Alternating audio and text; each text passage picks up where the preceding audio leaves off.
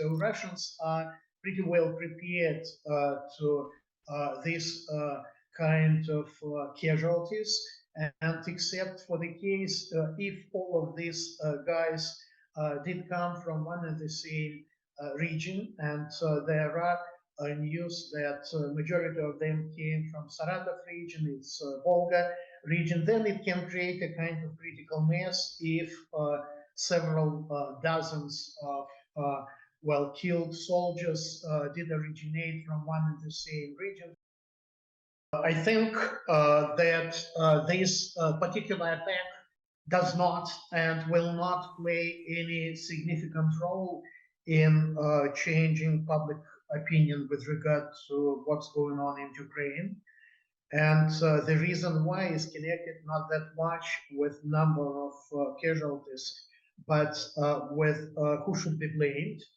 And the common mind in Russia is that Ukrainians should be blamed, and B, the West and the United States should be blamed for giving Ukrainians this weaponry.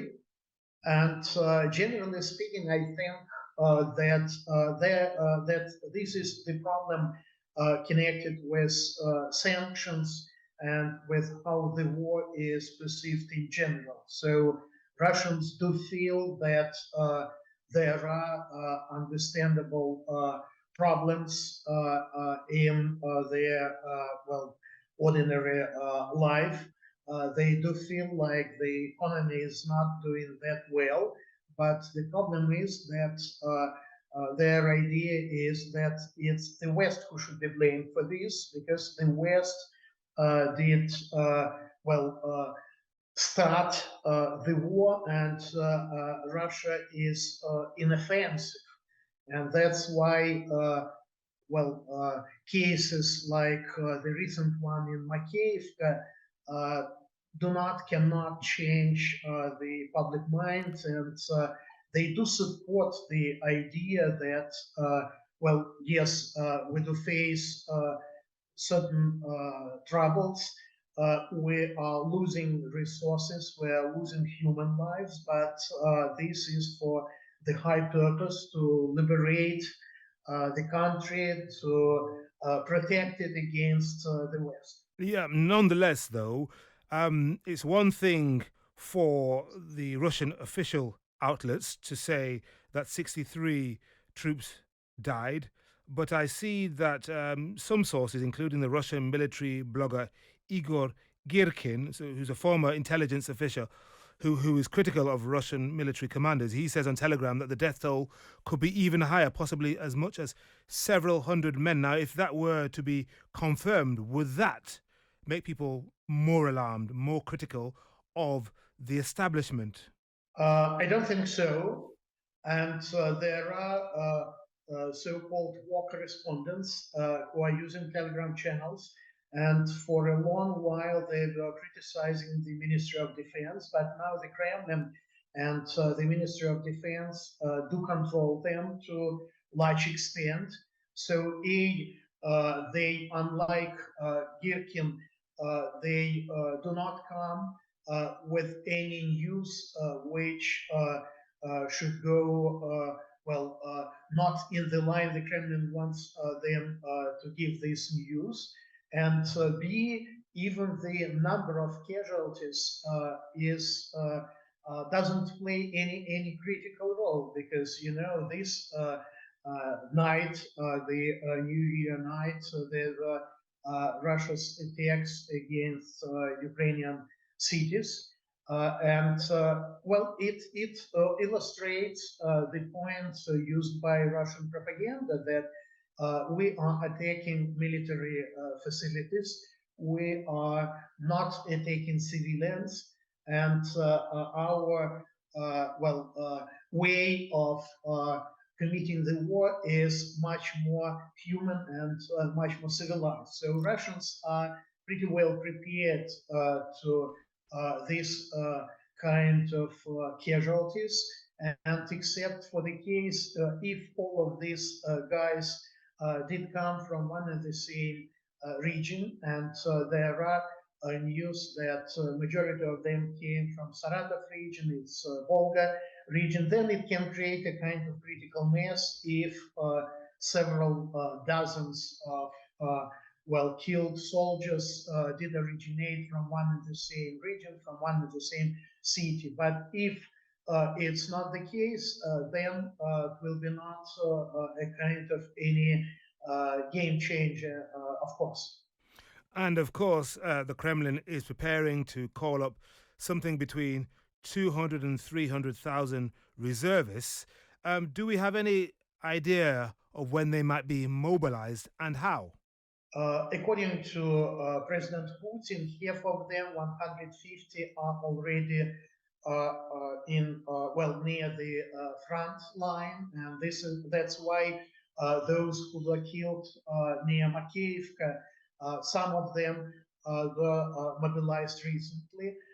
Another half of them are training. So it's just a matter of military calculations and perhaps of the weather when exactly Russian command will use them to start another attack against Ukraine. It can happen at the end of the winter. It can happen a little later, but I think it will happen within next couple of months.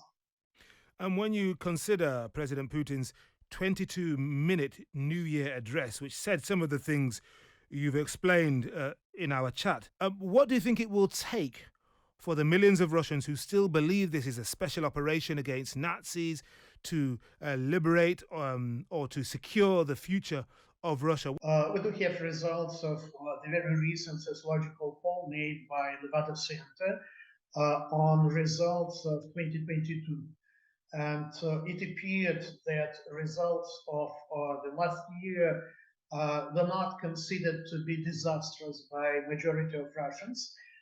Their attitude toward the war in Ukraine or to the special military operation, it's the way how the Kremlin calls it, did change essentially in September when partial mobilization has been announced. And for a while, they caused lower level of trust to authorities, to military, and everything else. But it did change after the Kremlin did work on mistakes, and it appeared that mobilization was over. So now we do have almost the same level of trust to Mr. Putin, or even higher level of trust to Mr. Putin than at the beginning of the war. And military calculation of the Kremlin is that, yes, Russia is losing soldiers, but it can allow itself to lose many more lives than Ukraine due to the fact that Russia outnumbers Ukraine 4 times, and B, due to the control over media. Public perception of what's going on is still perception of the regional war, which is going on somewhere else, but not in the territory of Russia. And when you consider we've had months and months of sanctions at not just people close to Putin, but also at various engines of the Russian economy, and they still have not bitten enough, it would seem, for the people of Russia to say, we've had enough. Yes, and so it can be explained by the fact that sanctions do not have immediate effect, and they did lead towards lower, economic growth or economic stagnation and decrease in economy, but it's not felt by ordinary Russians. And there is a certain comparison which is going on. Putin all the time is saying that, well, our economy is doing better than in many European countries, according to inflation, according to different other numbers. And the Kremlin is eager to provide for social support. So if there are two major groups within Russian population which did suffer most of all.